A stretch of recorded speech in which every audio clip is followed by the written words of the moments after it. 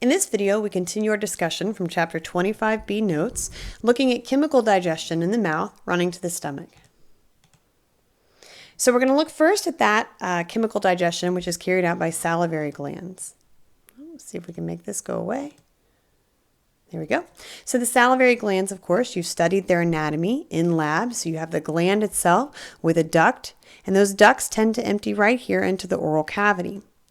And so when you look at salivary glands, the ones that you can see the easiest are known as extrinsic salivary glands. But you also have smaller glands known as intrinsic salivary glands. They're always secreting saliva, but in very minimal levels. And they secrete lingual lipase. And this is going to be important for lipolysis or lipid digestion here in the mouth. And so the idea here is you kind of start lipid digestion in the mouth, but as soon as it reaches the stomach, that lingual lipase is deactivated. Now, those extrinsic salivary glands, they're responsible for starch digestion. They secrete salivary amylase, digesting starch into oligosaccharides. And the idea here is that with parasympathetic fibers, you tend to increase saliva production, making your mouth water. And this can be done even when you just think about food, not even when you're eating it. Sympathetic stimulation is what causes that to dry up, giving you kind of that thick cotton mouth feel. So if you've ever been nervous and you have that feeling, it's because of a sympathetic override. Oops. And so the idea is that, again, as you've chewed this food and you're wetting it with saliva, you're starting the digestion of starch and fat. You swallow it, it makes it down to the stomach, and then things change drastically. Now recall, as we take a look at the stomach, your lining here of the stomach was made of simple columnar epithelium, and it was riddled with gastric pits. So here we're going to introduce you to the cells of the gastric pits. So here at the more superficial layers, you're going to see basically just simple columnar epithelial cells, right? Again, regenerated every 3 to 6 days and buffered by a bicarbonate-rich mucus that sits on top of them. Down here you see parietal cells, chief cells, and what are known as enteroendocrine cells, also sometimes called G cells. And the idea here is that this is where you're going to see the secretion of all kinds of enzymes and hormone-like chemicals that regulate digestion. And so there's 2 tables that I'm going to show you as we go through each one of these, giving you an idea of how to organize these chemicals. To begin with, we see pepsin. Now, pepsin comes from a precursor known as pepsinogen, and whenever you see chemicals like this that are initially formed in an inactive form, like pepsinogen, they're called zymogens. So a zymogen, like pepsinogen, is inactive, and it has to be cleaved to form an active pepsin. Okay, so pepsin is going to be secreted by those chief cells, and it causes hydrolysis of polypeptides, so actually cleaving those polypeptides down into your dipeptides and tripeptides. Gastric lipase also comes from the chief cells, and like we said, that facilitates lipolysis. You move on then to the enteroendocrine cells and look at the secretion of gastrin and histamine.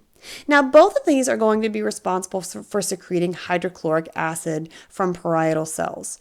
Now, in addition to that, we're going to come back to gastrin because it can secrete or stimulate a reflex known as the gastroileal reflex, and a second one called the gastrocolic reflex. And that's going to help regulate mechanical digestion of the small and the large intestine. So make sure you put a pin in that. We'll come back to it later.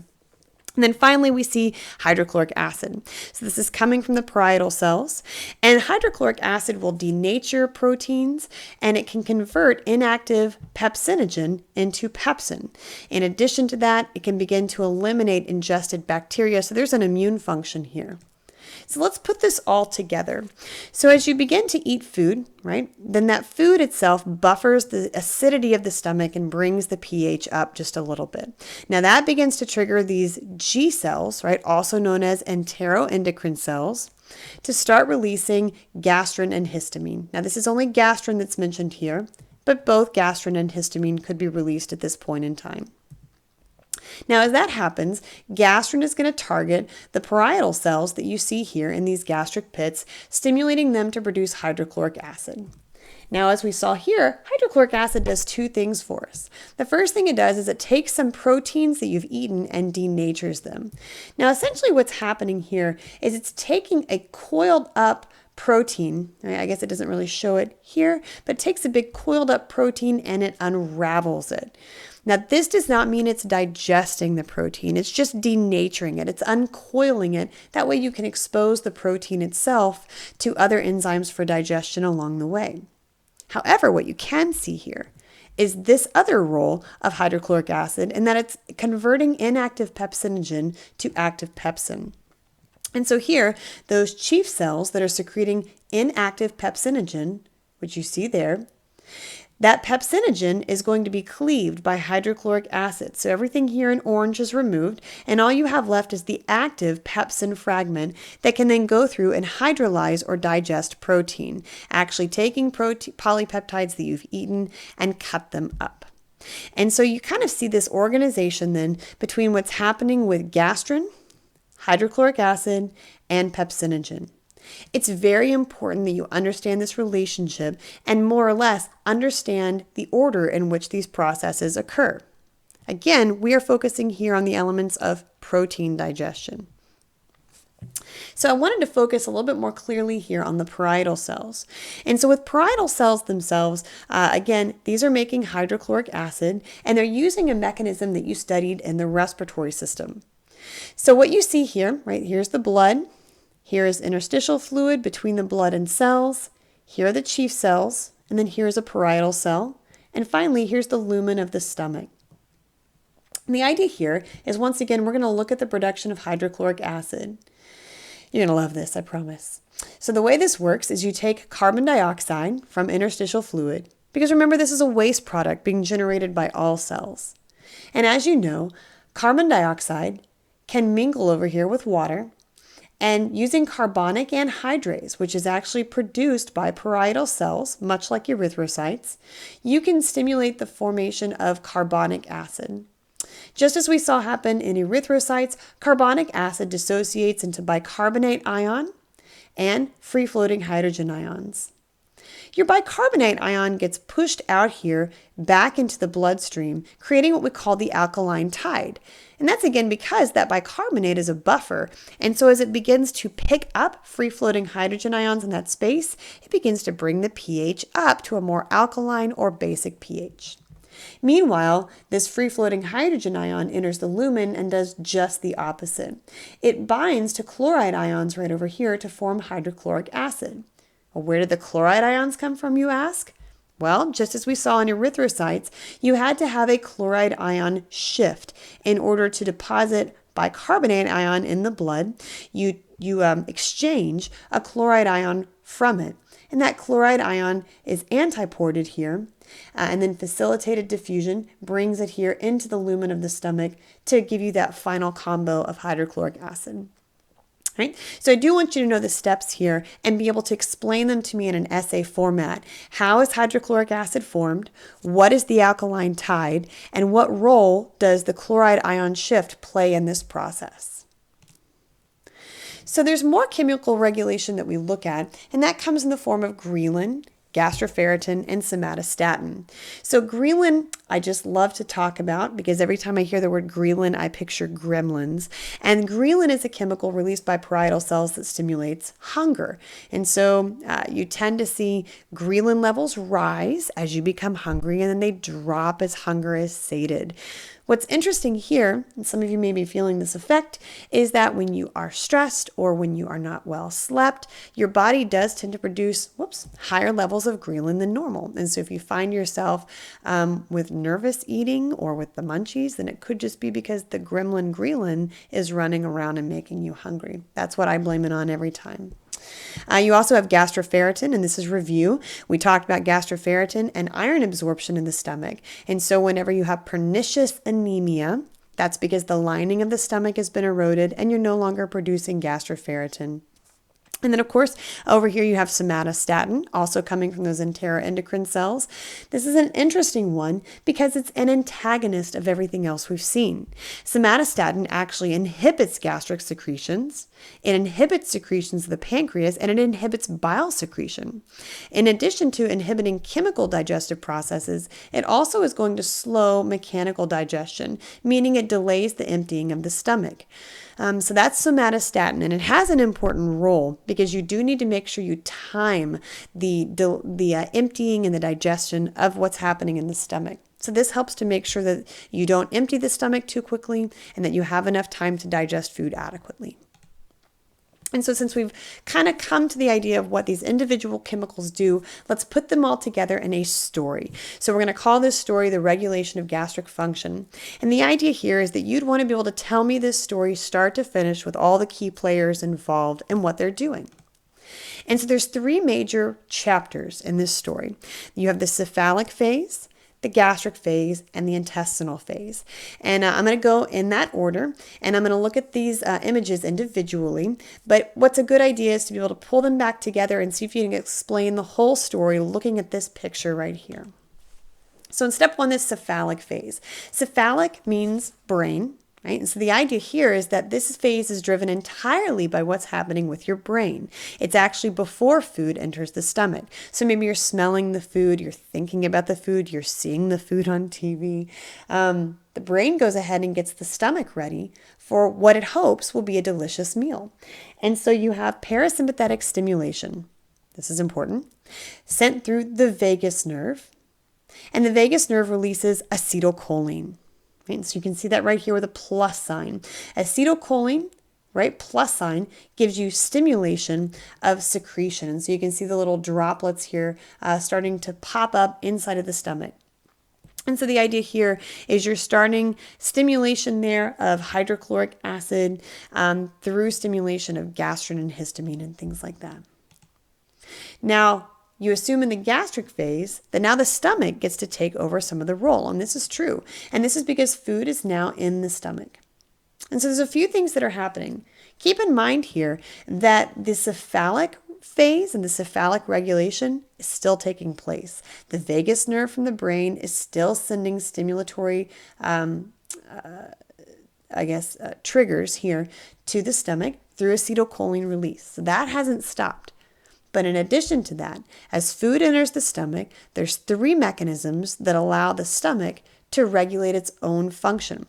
And that first off here is going to be continued acetylcholine release from the vagus nerve. So it can help reflexively stimulate that by actually sending signals back up here to the brain saying, hey, I have food in me. So it continues to perpetuate its own acetylcholine reception.